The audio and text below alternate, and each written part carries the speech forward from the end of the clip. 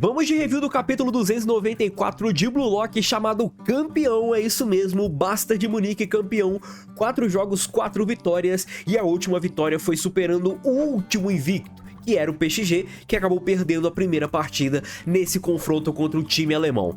4-3-2 e Izag com certeza como MVP desse time.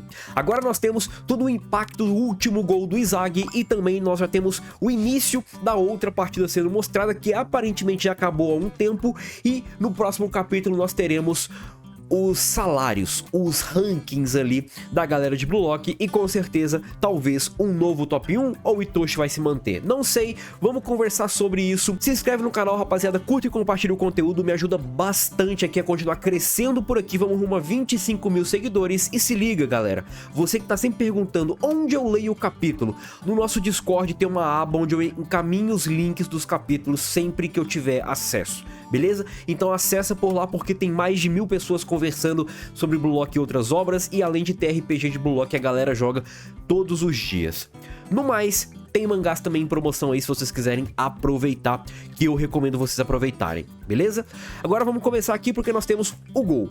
A comemoração do Izag, joelhos deslizantes, muito foda, e 3 figurinhas ali indicando a comemoração da galera que está vendo a Blue Lock TV. Essa galera tá comemorando bastante, mas quem também está comemorando bastante é Haichi, Hiyori, Kurona e Igarashi. Todos os 4 correm ali para abraçar Izag, o autor do último gol da partida, o autor que deu o que fez, no caso, o gol do título do Bastard na Liga Neo Egoist. Todo mundo comemora, e em contraste a essa comemoração eufórica do Bastard, nós temos a decepção de 5 jogadores do PSG: Charles, Karazu, Zantetsu, Tokimitsu e Nanase. O Charles, ele fica com uma decepção, com um ar de decepção muito grande, que até me surpreendeu.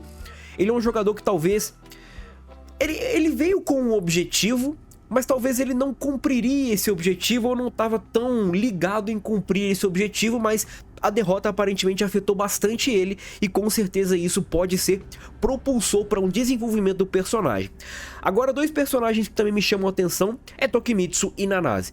Tokimitsu e Nanase são jogadores ali, vamos dizer assim, o Nanase nem nos 23 está, e ele acabou perdendo. Eu não acho que ele perde valor, mas eu não acho que ele consiga o valor necessário para entrar no top 23.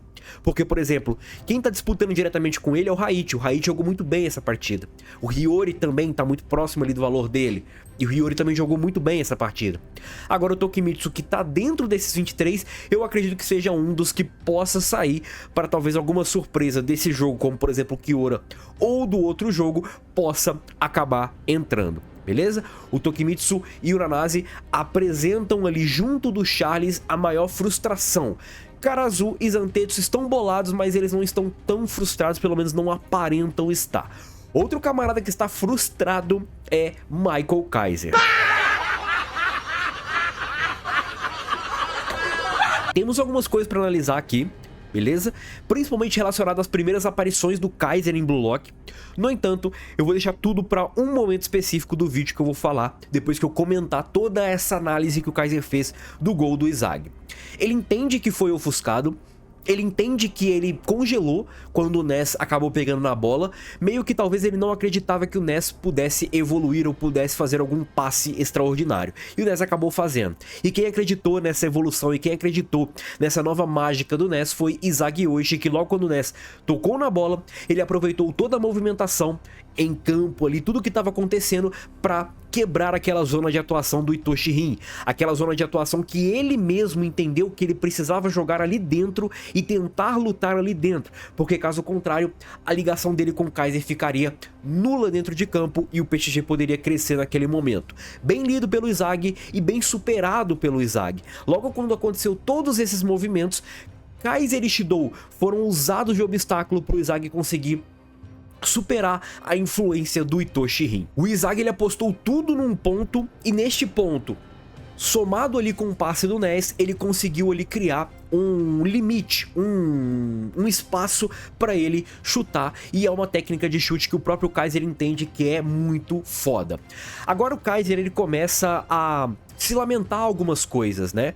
Eu não entendi muito bem essa parada, porque tipo assim, o Kaiser, ele se lamenta meio que não ter acreditado no Ness. ele deixou os sentimentos dele tomarem conta dele. Só que tem um porém, tá?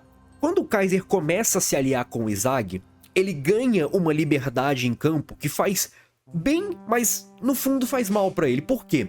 Essa liberdade em campo deu conforto pro Kaiser.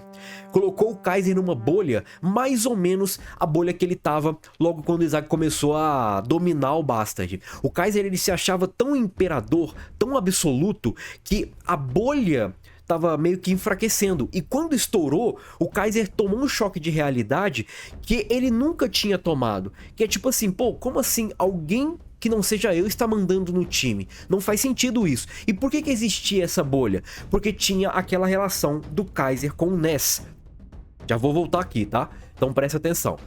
Essa relação acabou, mas o Kaiser entrou em uma outra relação, que é dele com o Izag, e toda a liberdade que jogar com o Izag proporcionava para o Kaiser, fez o Kaiser meio que ele ter passado por aquele renascimento e ele ter voltado à estaca zero.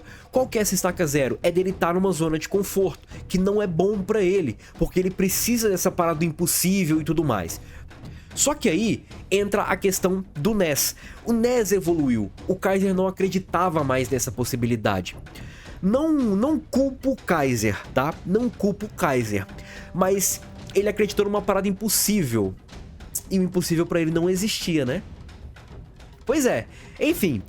O Ness evoluiu, só que o Ness imaginava que o Kaiser fosse evoluir também.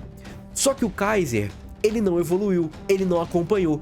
Quem acompanhou foi o Izag, e é muito interessante a fala do Kaiser, explicando um pouco como é que o Izag evoluiu, que ele fala, ele não desperdiçou nenhum movimento, nenhum momento ali na jogada. E é mais ou menos isso que o Izag narra o Kaiser quando o Kaiser faz o primeiro gol. O Izag, ele fala, o Ness é muito foda, é muito importante e craque de bola. Só que o Kaiser, ele, ao se movimentar em campo, ele faz o Ness ser mais eficaz, mais efetivo do que ele normalmente poderia ser, jogando com um atacante que talvez não sabe aproveitar tantos espaços, não se movimenta de forma eficaz em campo. Então, o Ness carregava o Bastard mais ou menos, porque o Ness era muito importante, mas a movimentação do Kaiser, que não desperdiçava espaço ali em campo, também era muito efetiva. Então tudo isso fez com que o Kaiser se perdesse em campo e não acreditasse nessa última jogada que veio do seu fiel escudeiro Alexis Ness. Só que ele fala tudo isso, ele entende que há sim esse motivo por ele ter perdido, mas o motivo maior é ele ter se aliado ao Izag, porque jogar futebol com o Izag é muito divertido. E aqui vem o questionamento que eu talvez tenho um receio, vamos dizer assim, porque eu já fiz alguns vídeos e até mesmo comentei algumas coisas sobre nas demais reviews, que é o seguinte: o Kaiser, pra onde ele vai? Pro Royale ou pro Bastard? Será que ele vai sair do Bastard meio que com o Izag sendo o melhor jogador do Bastard na Liga Neo Egoist, coisa que ele não queria?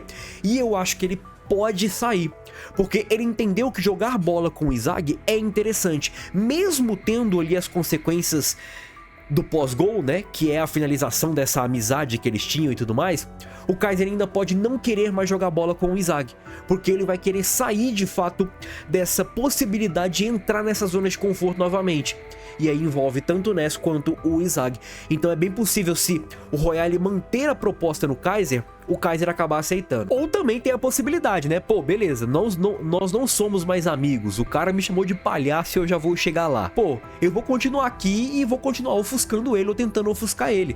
Ele vai me tirar da zona de conforto, ele não vai me colocar, ou pelo menos não vai funcionar novamente essa aliança, e eu vou tentar retomar o trono. Pode ser isso também, mas aí eu acredito mais na primeira possibilidade, beleza? O Kaiser, ele entende que a culpa é dele, e isso é uma parada bem legal, tá? Porque é uma parada que talvez eu nunca vi o Kaiser assumindo esse BO. A culpa sempre era do outro, a culpa sempre era do Ness, do time, do Izag, enfim, nunca era dele. Agora ele bota esse BO, e é óbvio que vocês sabem que eu não gosto do Kaiser, mas isso abre brecha para uma evolução do personagem. Isso abre brecha para desenvolver o personagem. E isso é bom para Blue Lock, e é o que eu mais prego aqui.